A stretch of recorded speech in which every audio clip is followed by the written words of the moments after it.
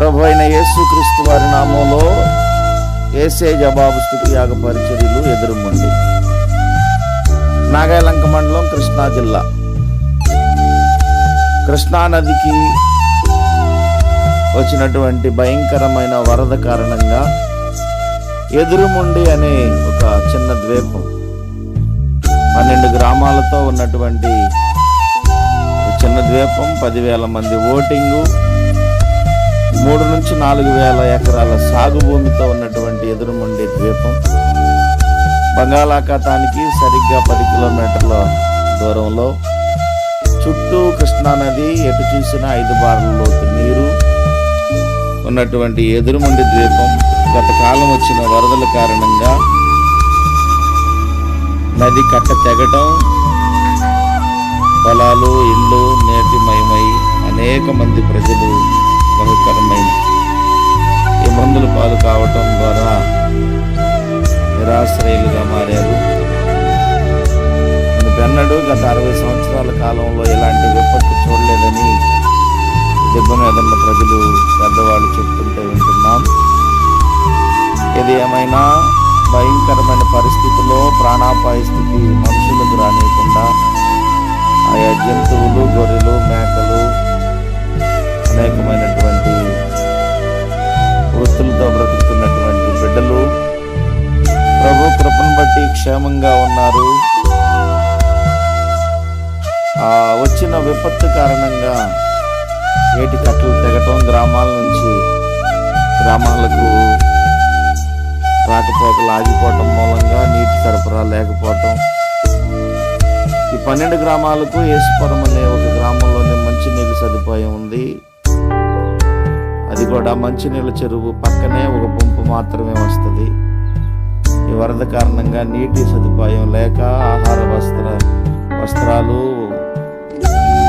మరి అనేకమైనటువంటి ఇబ్బందులకు గురై బహుగా బాధపడుతున్నటువంటి ప్రాంత ప్రజలకు దేవుని మహాకృపలో ఇప్పుడే కొద్దిగా సహాయం అందుకు చేరుకునే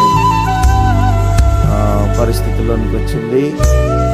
ఇప్పటికే అనేక మంది బిడ్డలు ఈ ప్రాంత ప్రజలను ప్రేమించి సహకరించారు. వారందరిని బట్టి ప్రభువును స్తుతిస్తూ ఇంకా నా ప్రాంత ప్రజల కొరకు ప్రార్థించాలని ప్రభు అయిన యేసుక్రీస్తు వారి నామంలో ఈ వీడియో చూస్తున్న ప్రతి బిడ్డకు మనవి చేస్తూ, యేసే జవాబు స్తుతి యాగ పరిచర్యల నిమిత్తమై ప్రభు పిలిచినటువంటి నా సొంత గ్రామం అయినటువంటి ఎదురుముండి దిబ్బ ప్రజలందరి క్షేమం కొరకు ఆ వంతు మేము కృషి చేస్తున్నాం. మా పెద్దల దగ్గర నుండి మరి మవ ప్రాంతం వేమూరి పరిశుద్ధరాజయ్య గారి ద్వారా ఈ ప్రాంతంలో సేవ జరుగుతుంది. యేసే జవాబు సంఘ పరిచర్యల్లో నుండి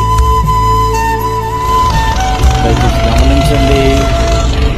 ఈ విపత్తు నుండి ప్రజలు తేరుకోవడానికి మీ వంతు సహాయము, ప్రార్థన అందించాలని ప్రభువు పేరట మనవి చేస్తున్నాం.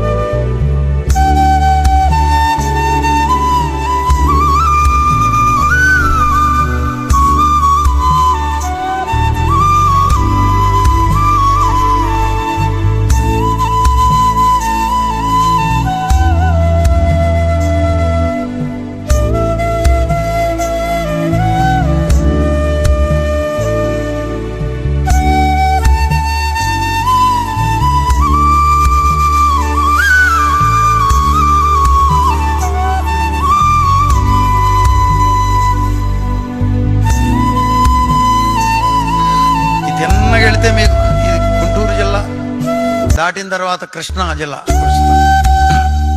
మీకు మాకు మధ్యలో ఏరు కనపడదు. ఏరు దాటి రావాలి. మేము ఏరు దాటి వచ్చాము. ఇప్పుడు ఆ ఏటికి అటు ఇటు కాకుండా మధ్యలో ఒక దెబ్బ ఉంది. ఆ దెబ్బ మీద నుండి ప్రజలు వెళ్ళాలంటే కష్టం. ఇప్పుడు అక్కడ దేవుడు మాట్లాడే నందుచేత మా బిడ్డల్లో ఒక బిడ్డ వెళ్ళి పరిచర్య చేస్తుంది. దేవునికి స్తోత్రం.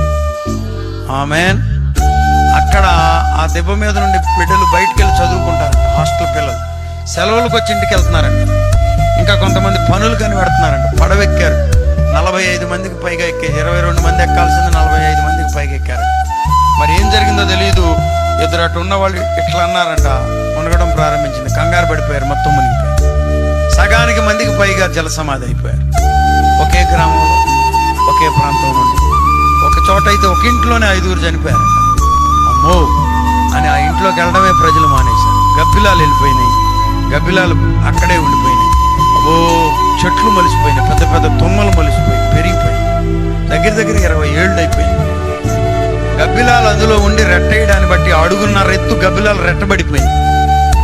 సేవకుడు అక్కడికి వెళ్ళి పరిస్థితి చూసి, ఈ ఇంటిని మనం ప్రభు కొరకు వాడితే ఎలా ఉంటుందో అని అక్కడ అడుగు పెట్టి ఆ గబ్బిలాలు రెట్ట